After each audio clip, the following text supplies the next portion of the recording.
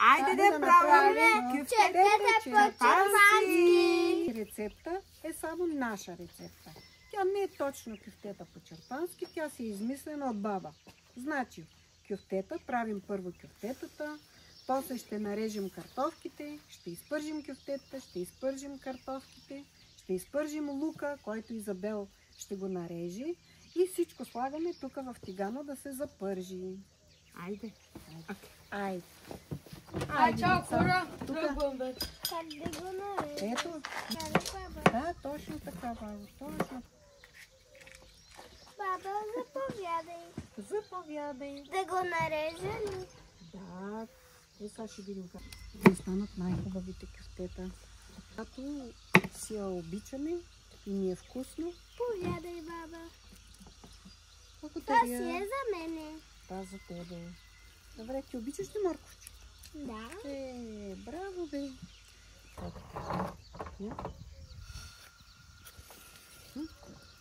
Готов. Готов. Да. Много бързо. Защото има вятър и то угасне. По-големи. Така. Така, на две край. Точно така. В каймата сме сложили кронит, лук, който е малко половин главичка стар лук, 3-4 пера от новия лук, от пресния лук.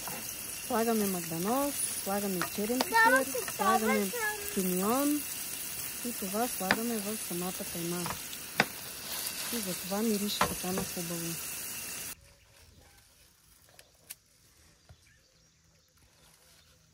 Дай ми лук, дай ми.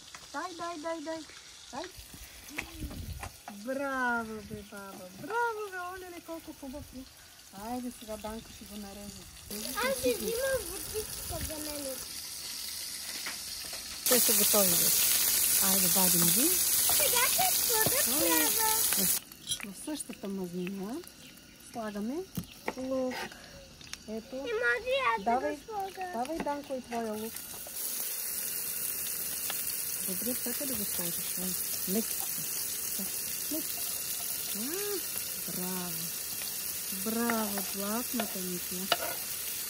Айде, готово. Дай лъжичката. Ето, разбъркваме. Айде, разбъркайте лекичка бавничко. Много вкусно става, нали? Да. И мирише много. Браво, ти ще станеш готвачка, бе. Чак кучето иска да му сипем от тия черпанските кюфтета. От нашата манджа. Нали? Да. Айде да сложим, Изабел. Нищо. Айде, Изабел, че да сложим картофите. Давай. Така. Дай баба да ти помогне. Да. Добре. Ето е така. Така, сложи и черен пипер. Черно пиперче лекичко. Лекичко, защото това е люто. Нали знаеш? Да. Добре. Айде, достатъчно. Да, разбира се. Сега вече това е готово. Да. Тук това. Ти ще сложиш кюфтенцето. Къде? Вътре. Браво. Да. Ето. Водата е готова. Що вода? Защото трябва да ври. Ето. Това е водата, която трябва да заври и да я сложим, да я сипем при картофките и при кюфтенците. Ето така разбъркваме. Всичко така. Да, сощи. Сега, за да има малко сощи, трябва да сложим водичка. От нашата подправка, която е тип вегета. Само че всички зеленчуци са смляни тук, които зеленчуци са набрани от нашата градина. Нали така? Да. Ето я. Така, помагаме си с нощчето. Значи трябва да сложим 2 или 3 лъжици. Ето от тази наша домашна вегета. И слагаме тук и водата. Ето водата, която сме сложили да заври. Посипваме тук водата, разбъркваме си лекичко и хубаво и отгоре слагаме магданоз. Сега Изабел ще иде да набере магданоз. Браво, Изабелчи! Така, значи тук има джоджен и магданоз. Слагаме го върху, ето върху картофките, върху самата манджа. И веднага замирисваме хубаво. Разбъркваме още един път. Ето така. Изабел сега ще помогне да разбъркаме. И това нещо го слагаме в фурната. Ето. Значи, отдолу отгоре на 250 градуса и за половин час е готов.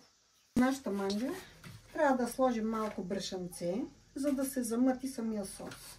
Малко брашънце. Малко брашънце с вода. Брашно с вода. И малко така ще го полеем, за да може да се замъти самия сос. И това е достатъчно. Да видим на манджата картофките. Ако са готови картофите, значи всичко е готово. Хайде да видим. Готово. Айде, готово е. О, супер! Това е нашата манджа. Ние я наричаме кюфтета по-черпански. Само, че не е в черпана, в болярино. Ето, отгоре още малко магданосче за украса, за мирис, за украса, за вкус и така нататък. И да сядаме да го изядем този гювеч.